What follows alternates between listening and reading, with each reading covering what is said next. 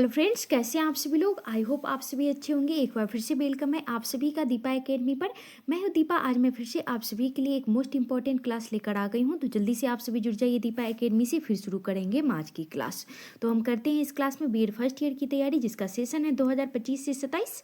आज हम करने वाले हैं कोर्स 5 का क्लास। जी हाँ, इसमें हमारा लास्ट यूनिट रह गया था। इसमें टोटल 3 यूनिट होते हैं, जिसमें से हमारा यूनिट 1 और यूनिट 2 पहले ही कंप्लीट हो चुका था और यूनिट नंबर 3 हमारा कंप्लीट नहीं हुआ था। तो आज हम क्या करने वाले हैं, यूनिट नंबर 3 की क्लास स्टार्ट करने वाले हैं।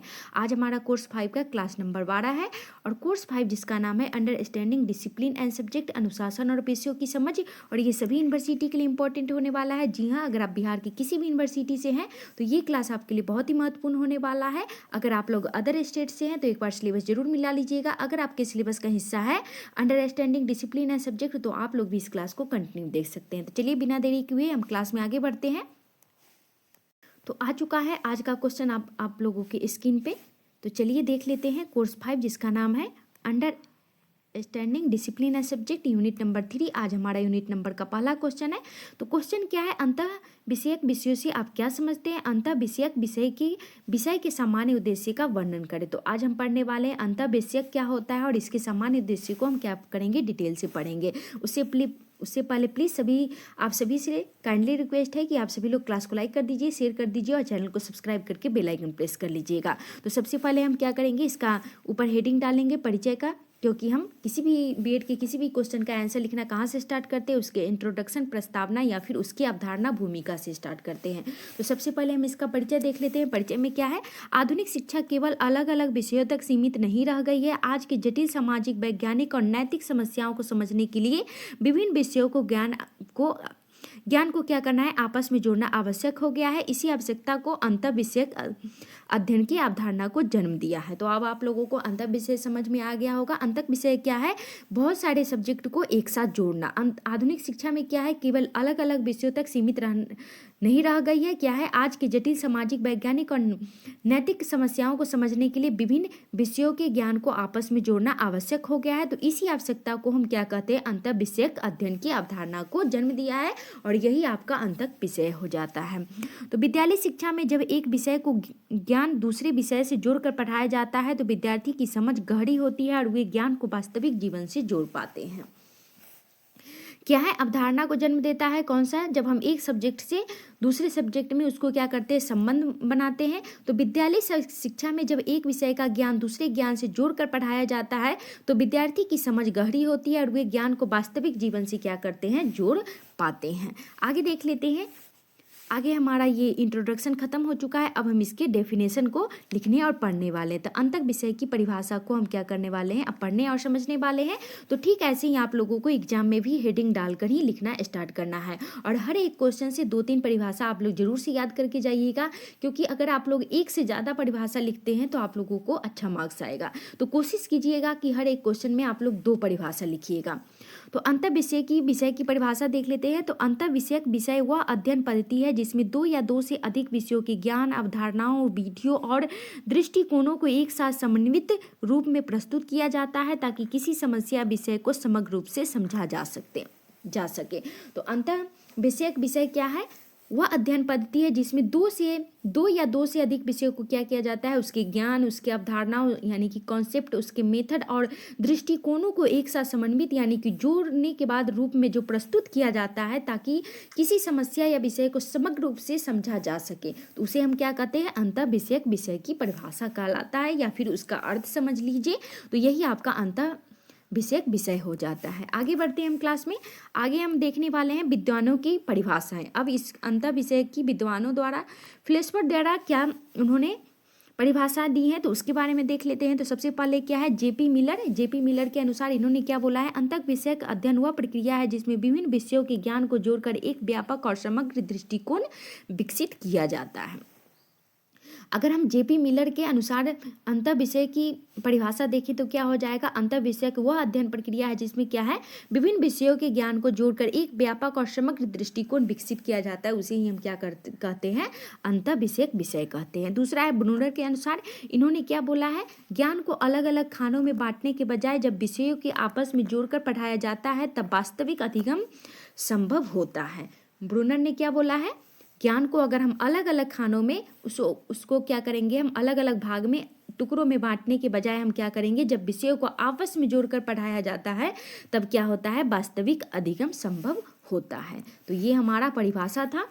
आगे बढ़ते हैं। आगे हम देखें एनसीएफ 2005 के अनुसार अगर हम अंतर विषयक विषय की परिभाषा समझे तो क्या हो जाएगा, अंतर विषयक दृष्टिकोण विद्यार्थियों को विषयों के बीच संबंध समझने और ज्ञान को जीवन से जोड़ने में क्या करता है, सहायता करता है। अगर हम एनसीएफ 2005 को, जिसको हम अलग से एक क्लास लेके आपको ऑलरेडी पढ़ा चुके हैं, तो वही एनसीएफ 2005 के अनुसार अगर हम अंतर विषयक को क्या करें, परिभाषा को समझे तो क्या हो जाएगा, अंतर विषयक दृष्टिकोण विद्यार्थियों को विषय के बीच संबंध समझने और ज्ञान को जीवन से जोड़ने में क्या करता है, सहायता करता है, हेल्प करता है।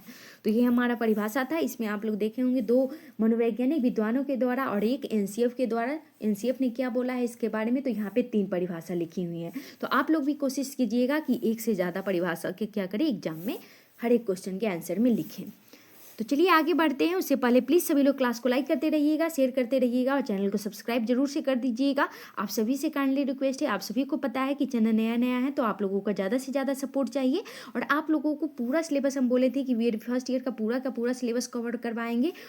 क्वेश्चनों के द्वारा हर एक टॉपिक को हम क्या करेंगे, आपको करवाएंगे। तो वो हमारा बात पूरा होने वाला ही है। अब बस कोर्स 5 में हमारा लास्ट यूनिट है और कोर्स 6 में हमारा लास्ट यूनिट रह गया है। उसके बाद आपका पूरा सिलेबस कंप्लीट हो गया है। जिन लोगों ने पहले वाला क्लास नहीं देखा है तो सभी का प्लेलिस्ट अलग बना हुआ है, आप लोग जरूर से क्लास देखिएगा और जरूर से क्लास को लाइक करके फीडबैक दीजिएगा और चैनल को जरूर से सब्सक्राइब कर लीजिएगा। और ऐसा नहीं है कि सिलेबस खत्म होने के बाद हम आपके लिए क्लास नहीं लाएंगे। आपके लिए बीएड के लिए हम कुछ इंपॉर्टेंट क्लास आप लोगों के लिए हमेशा कुछ न कुछ लाते ही रहेंगे। तो बस आप लोगों को क्या करना है, सब्सक्राइब करके बेल आइकन प्रेस करके रखना है ताकि आप लोगों को नेक्स्ट क्लास की नोटिफिकेशन टाइम से मिलता रहे। अब हम पढ़ते हैं अंतर विषयक विषय की प्रकृति। इसकी प्रकृति क्या है, इसके बारे में पढ़ते हैं और समझते हैं। तो अंतर विषयक विषयों की इस प्रकृति निम्नलिखित विशेषताओं से स्पष्ट होती है। तो पहला क्या है, यह विषय केंद्रित न होकर समस्या केंद्रित होती है। यह क्या होता है, अंतर विषयक विषय क्या होती है, विषय केंद्रित न होकर क्या होती है, समस्या केंद्रित होती है। इसमें ज्ञान का एकीकरण होता है। इसमें ज्ञान का क्या होता है, इंटीग्रेशन ऑफ नॉलेज होता है, यानी कि एकीकरण होता है। यह बाल केंद्रित और अनुभव आधारित होता है। अभी का लर्निंग क्या है, लर्निंग प्रोसेस क्या है, अभी का टीचिंग मेथड क्या होता है, बाल केंद्रित होता है। बच्चे के उनके मन के मुताबिक, उनकी रुचि के मुताबिक ही क्या किया जाता है, क्लास में टीचर पढ़ाते हैं। तो यह सृजनात्मक और आलोचनात्मक चिंतन को बढ़ावा देता है। आलोचनात्मक यानी कि निगेटिव नहीं होता है। हम किसी भी टॉपिक को क्या करेंगे, अच्छे से समझेंगे, उसमें कमी क्या है, ज़्यादा क्या है, तो उसको हम आलोचनात्मक चिंतन बोल सकते हैं। यानी कि क्रिटिकल थिंकिंग के द्वारा, यानी कि बच्चों के अंदर क्या हो, क्रिटिकल थिंकिंग की क्षमता विकसित हो और यह सृजनात्मक यानी कि रचनावाद तरीके से बच्चों को पढ़ाएं।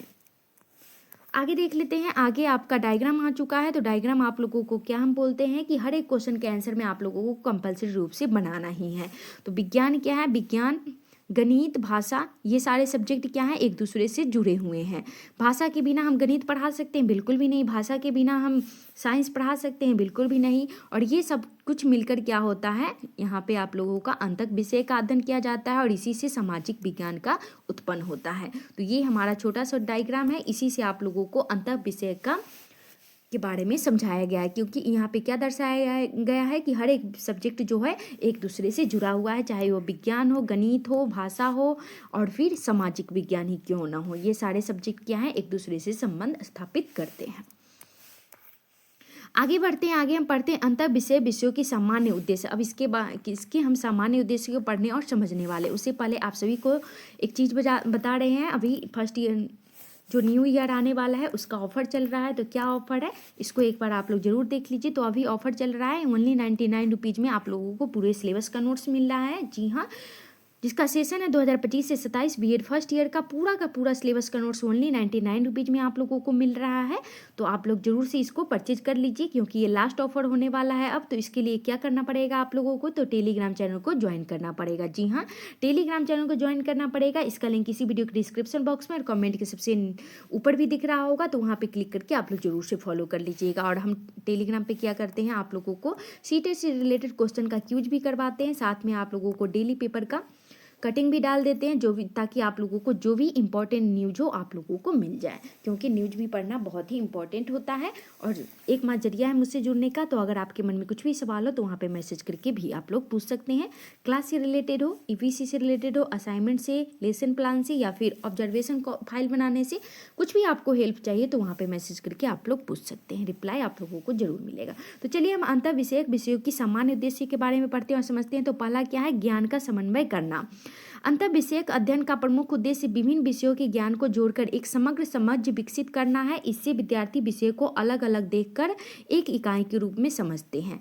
क्या करना है, ज्ञान का समन्वय करना है। अंतर विषय अध्ययन का प्रमुख उद्देश्य विभिन्न विषयों के ज्ञान को क्या करना है, एक साथ जोड़कर समग्र समझ विकसित करना है। इसे विद्यार्थी विषयों को अलग अलग न देखकर एक इकाई के रूप में समझेंगे और देखेंगे। दूसरा है वास्तविक जीवन से ज्ञान को जोड़ना। जब तक हम वास्तविक जीवन से ज्ञान को नहीं जोड़ेंगे तब तक हम क्या कर सकते हैं, बच्चों को अच्छे से नहीं समझा सकते हैं। इसलिए अभी का क्या है, एग्जाम्पल भी बच्चों को वास्तविक जीवन में जो उनके साथ घटित हो रहा है उसी से रिलेट करके बच्चों को एग्जाम्पल भी दिया जाता है, ताकि बच्चे वास्तविक जीवन में उसका उपयोग कर सके और रिलेट करके अच्छे से समझ सके। तो वास्तविक जीवन से ज्ञान को जोड़ना, यह दृष्टिकोण विद्यार्थी को सिखाता है कि विद्यालय ज्ञान का उपयोग दैनिक जीवन की समस्याओं को हल करने में कैसे किया जा सकता है। वास्तविक जीवन से ज्ञान को अगर हम जोड़कर बच्चे को लर्निंग कर पाएंगे तो क्या होगा, यह दृष्टिकोण विद्यार्थी को सिखाता है कि विद्यालय ज्ञान का उपयोग दैनिक जीवन की समस्याओं को हल करने में हम कैसे और कहाँ पे उपयोग कर सकते हैं। आगे है, तीसरा है आलोचनात्मक एवं तर्कशील चिंतन का विकास। बच्चों में आलोचनात्मक यानी कि क्रिटिकल थिंकिंग का क्या करना है, चिंतन का विकास करना है। तो अंतर विषयक अध्ययन से विद्यार्थी में विश्लेषण, तुलना और तर्क मूल्यांकन की क्षमता विकसित होती है। चौथा है सृजनात्मक और नवाचार को बढ़ावा देना। जब विद्यार्थी विभिन्न विषयों को जोड़कर सोचते हैं तो उनमें नए विचार, नवीन समाधान और रचनात्मक सोच विकसित होता है। क्या है, सृजनात्मक और नवाचार बढ़ाया जाता है बच्चों में। तो तब क्या होता है, जब विद्यार्थी विभिन्न विषयों को जोड़कर सोचते हैं तब उनमें क्या होता है, नए विचार, नवीन समाधान और रचनात्मक सोच विकसित होता है। आगे देख लेते हैं, पांचवा है समग्र व्यक्तित्व का विकास। इसमें क्या है, यह अध्ययन विद्यार्थियों को बौद्धिक, सामाजिक, भावनात्मक और नैतिक विकास में सहायक होता है।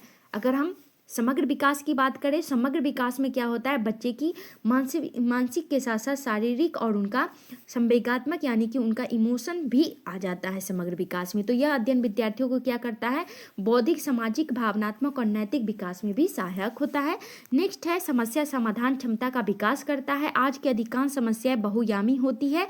अंतर विषयक अध्ययन विद्यार्थियों को समस्याओं को विभिन्न दृष्टिकोण से देखने और समाधान खोजने में सक्षम बनाता है। समस्या समाधान क्षमता का विकास करता है। तो आज की अधिकांश समस्या क्या है, बहुआयामी है। अंतर विषयक अध्ययन विद्यार्थियों को क्या करती है, समस्याओं को विभिन्न दृष्टिकोण से देखने और समाधान खोजने में क्या करती है, सक्षम बनाती है। नेक्स्ट पॉइंट है, सातवां है विषयों के प्रति रुचि उत्पन्न करना। विषयों को जोड़कर पढ़ाने से अध्ययन रोचक और अर्थपूर्ण बनता है, जिससे विद्यार्थी को रुचि बढ़ती है। विषयों के प्रति क्या करना है, रुचि उत्पन्न करना है। बच्चों को आनंदपूर्वक जो जैसे उनको इंटरेस्ट हो, जो सब्जेक्ट हो, जैसा हो उन्हीं के मुताबिक क्या करना है, बच्चों को पढ़ाना है। तब इससे क्या होगा, विषयों को जोड़कर पढ़ाने से अध्ययन रोचक और अर्थपूर्ण बनता है, जिससे विद्यार्थी की रुचि बढ़ती है। अगर बच्चों को यहाँ पे मैथ पसंद है और अदर साइंस में किसी और सब्जेक्ट को पढ़ाना है तो हम क्या करेंगे, उसी से रिलेट करके पढ़ाएंगे, ताकि बच्चे की क्या हो, रुचि बनी रहे।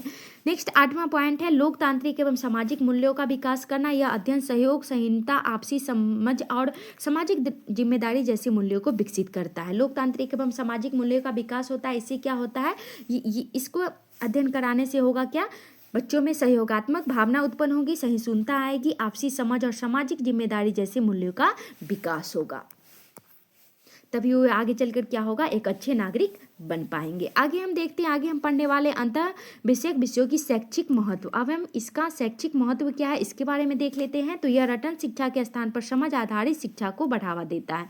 बिल्कुल सही बात है। अब रटन विद्या यानी कि रोट लर्निंग को बिल्कुल भी खत्म करने में लगे हुए सरकार, जो कि यह नई शिक्षा नीति NEP 2020 के अनुरूप है।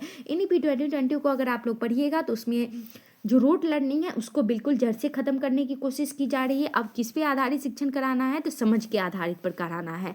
यह 21वीं सदी के कौशल जैसे क्रिटिकल थिंकिंग, कोलैबोरेशन और क्रिएटिविटी को विकसित करता है। इसमें क्या है, जो 21वीं सदी के कौशल है, जैसे इसमें क्रिटिकल थिंकिंग की, सहयोगात्मक और रचनात्मकतावाद को क्या करता है, विकसित करता है।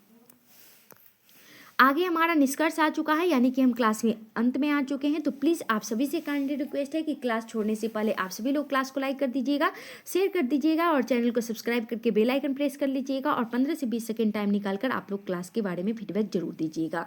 और हाइप का बटन दिख रहा होगा, वहाँ पर क्लिक करके आप लोग क्या कीजिएगा, वहाँ पर पॉइंट भी दे दीजिएगा। और एक सबसे इम्पॉर्टेंट बात यह है कि आप लोग मेंबरशिप ज्वाइन कर लीजिए, क्योंकि हम जैसे ही सिलेबस खत्म होगा उसके बाद हम मेथड पेपर से क्या करेंगे, क्लास करवाएंगे, जो कि सिर्फ मेंबरशिप ज्वाइन करने वालों के लिए होगा। जी हाँ, क्योंकि मेंबरशिप ज्वाइन करने के लिए उनका कुछ भी तो फायदा होने वाला होगा।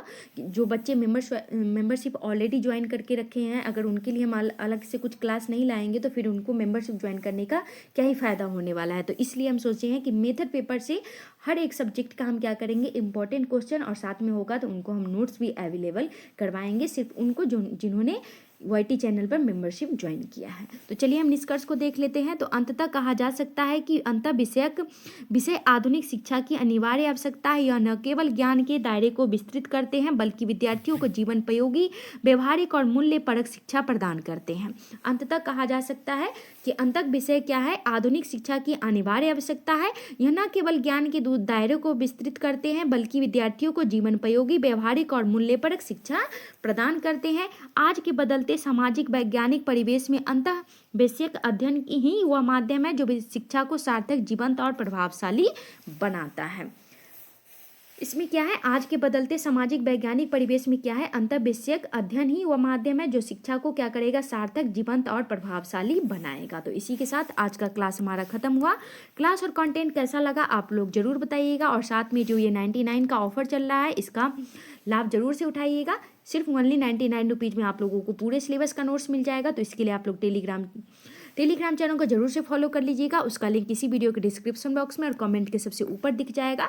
तो वहाँ पे आप लोग क्लिक करके जरूर से फॉलो कर लीजिएगा, और वहीं पे आप लोगों को बताया जाएगा कि कहाँ पे पेमेंट करना है, कैसे नोट्स मिलेगा, ये सारी जानकारी आप लोगों को वहीं पर दी जाएगी।